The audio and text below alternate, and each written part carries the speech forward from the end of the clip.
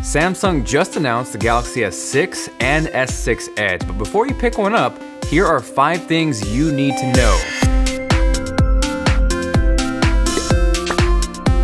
So what's up guys, Jonathan here with TLD. Hope you guys are doing well. And this past week, I got a chance to go hands-on with both the Galaxy S6 and S6 Edge early and wanted to give you guys a rundown of everything you need to know before spending your cash on one of these. First and foremost, this is a completely new design. Anything that we've come to know about the Galaxy S design, materials, or lack thereof can be thrown out the window.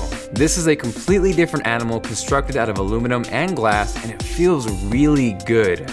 Now before I get any further, let's all address the elephant in the room because it is a big one. Immediate reaction when seeing the Galaxy S6 and S6 Edge for the first time is that it looks very familiar. It's like somehow the Galaxy S5 got knocked up by both the iPhone 4 and the iPhone 6, and out came the Galaxy S6 and its slightly different looking twin bro, the Galaxy S6 Edge. Surprisingly though, I didn't mind that at all. It's a little hard to portray through video, but in person, I really dug the looks of the phone and how it felt in my hand. And in terms of straight up feel, I would take that all day long over the iPhone 6. One-handability is on point, and Samsung bumped up the resolution on both the S6 and S6 Edge without increasing the screen size. They both feature a 5.1-inch Quad HD Super AMOLED display, and in non-fancy tech lingo, that's a resolution of 2560 by 1440, which is the next step above 1080p. So as a result, you're getting a crispier image in the same amount of real estate as the Galaxy S5, for example, and a total pixel density of 577 pixels per inch. Now the next thing you need to know is straight out the differences between the two. The S6 and the S6 Edge are actually marketed equally by Samsung.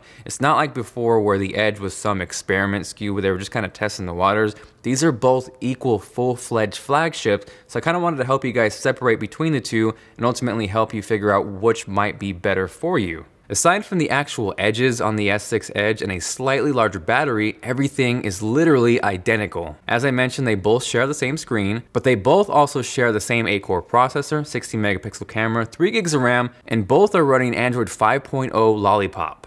The S6 Edge has a slightly larger battery coming in at 2600 milliamp hours, whereas the standard S6 is 2550, very minimal, and I wouldn't expect that to translate into better battery life. Rather, I would think that slight bump is to compensate for the actual edges on the Galaxy S6 Edge. So really, it comes down to whether or not you think you'll take advantage of those edges. Unlike the Galaxy Note Edge, where you were limited to one side, this has two, so you can actually choose which side you want the text to appear on. It has a bedside mode where it's going to faintly display the time, so A, that's going to reduce power draw, and B, it's not going to be overbearing and blind the crap out of your eyes when you're just waking up from pitch black. You can then tap to activate the Edge for full brightness and then to scroll through notifications. It's very similar to the Moto X active display, where you're able to see important information without wasting unnecessary power over extra pixels. What's really sweet though is that the Edge notifications can be color coordinated to your contacts. So if your phone is facing down, let's say your wife, husband, boyfriend, girlfriend, brother, or even mom or dad calls, it's going to pulse to whichever color you have them assigned to, and that can also be applied to text or even email. So if those sound appealing or useful to you, then the Edge might be the better choice. And for me, I actually just plain out preferred how the Edge felt in my hand versus the standard Galaxy S6. Now the next thing you need to know is because of the new premium design, that comes at a cost and you will be sacrificing and losing some things. Yes, past Galaxy S phones haven't had the most amazing build quality, but two things diehard Galaxy users loved were the modularity of being able to swap out batteries and also the freedom to expand storage via micro SD card. And these are both gone on both the Galaxy S6 and S6 Edge. Now that alone I know is going to cause an uproar, and there's some people that are going to lose their shit over this, but really it's like Samsung is going to get hated on whatever they do. Before, it was knocking Samsung for their plastic phones. Well, actually it was TouchWiz too, but really one of the biggest gripes was their phones were never up to par on some of the other premium smartphones. This time though, they stepped up the build quality game, which I appreciate, but I can see where it's really important for those who really relied on microSD expansion or that swappable battery. So if those are really important to you, you might might have to look elsewhere this time. One bright note though out of this whole expansion catastrophe is the Galaxy S6 and Edge both now start at 32 gigabytes as the base model, as opposed to 16 on the Galaxy S5, for example. So that may help offset the difference for some of you out there. Now, the fourth thing you need to know is actually on a positive note, and that's that the camera will be awesome. Both the S6 and S6 Edge are packing a 16 megapixel camera, and if we're talking solely megapixels, it's the same as the S5, but I must stress,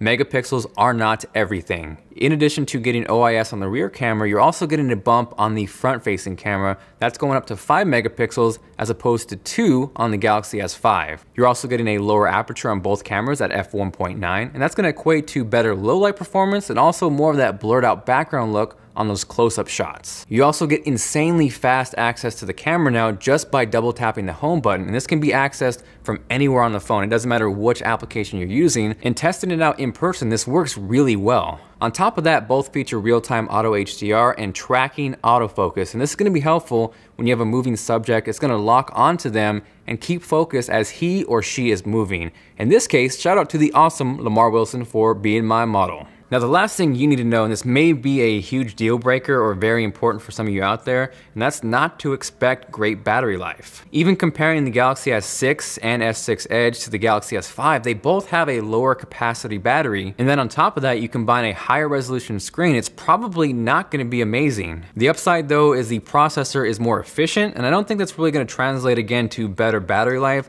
I think Samsung is really just shooting to get it on par with the Galaxy S5, which to me really isn't a win for the consumer. Like I've talked about before, I think one of the biggest bottlenecks in terms of smartphones specifically is battery life. It just really hasn't advanced like everything else in that field has. We're at this stage where every manufacturer wants thin. Let's see how thin we can make the phone, but I wouldn't mind a slightly thicker phone if I could get a Chuck Norris-like battery. Aside from that, both of these are still dealing with TouchWiz, although it's a little less TouchWizzy. I think we can all agree no TouchWiz would be the best route to take. I did, however, really like how they implemented multitasking. So if you're in your recent apps window, you can actually scroll through those, and then any open application with the multitasking icon can be used to start the multitasking. And then from there, once that is started, you can then scroll through your apps and figure out what is that second app that you want in your multitasking window. So that's really useful. If you enjoyed the video and you're feeling like being awesome, make sure to go crazy on that like button.